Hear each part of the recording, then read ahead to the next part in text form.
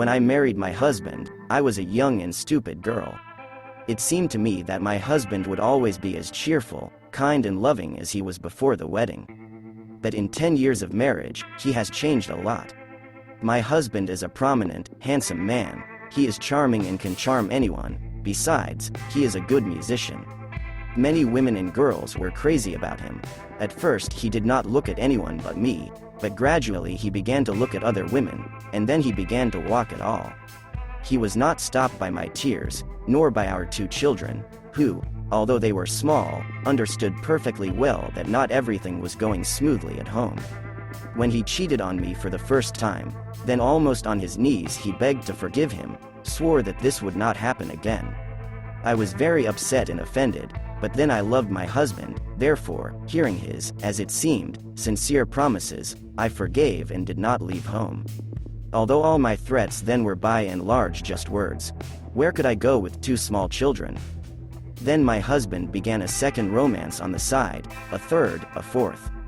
I suffered a lot, was jealous and could not understand those girls and women who contacted my husband. After all, he never hid from anyone that he had a wife and 2 young sons. From time to time, his girlfriends called me on the phone and told me how my husband loves them, but he suffers me only because of the children. Several times I tried to leave, but each time my mother-in-law dissuaded me, assuring me that my husband would soon go crazy, and we would live as before. Once my husband did not come to spend the night, but I, having already got used to his antics, cried and went to bed. But he didn't show up for work the next morning either, which he never allowed himself to do. This is where I got really scared. My husband did not appear for a whole week, and all this time my mother-in-law and I went crazy with fear. We called all the hospitals, and then all the morgues, where we were told that they had unidentified corpses and that they needed to come and look at them. Imagine what happened to us then. I was sure that something had happened to my husband. Although he did not feel sorry for me, he should have felt sorry for the children and his elderly mother, at least it seemed to me so. And then a week later he came home. For the first time in many years, I suddenly realized that I couldn't live like this anymore. It didn't matter to me where we settled down with the children, the main thing was to stay away from my husband. I began to collect things, but at first my husband decided that I was just playing a performance. He only became worried after he heard that I called a taxi on the phone. Then he began to ask for forgiveness, almost wallow at his feet and swear once again that this would not happen again. But it is not in vain that they say that one single drop overflows the cup of patience. I looked at my husband and he disgusted me.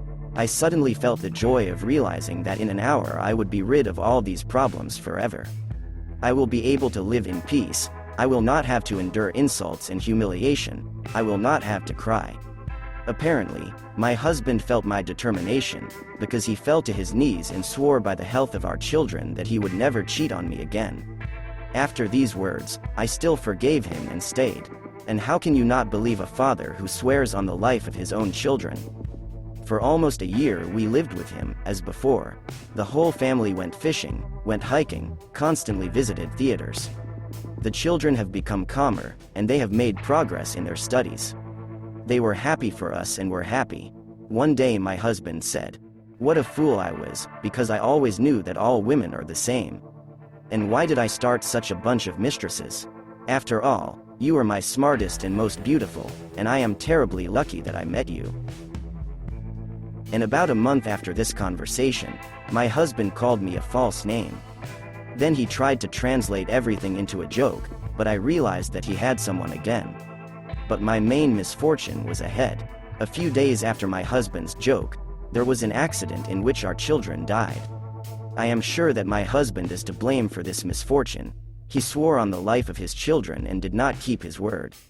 After burying the boys, I left home at a time when my husband was with another mistress. I will never forgive him for the death of my children and will never return to him again. Thank you for your attention. Subscribe to the channel.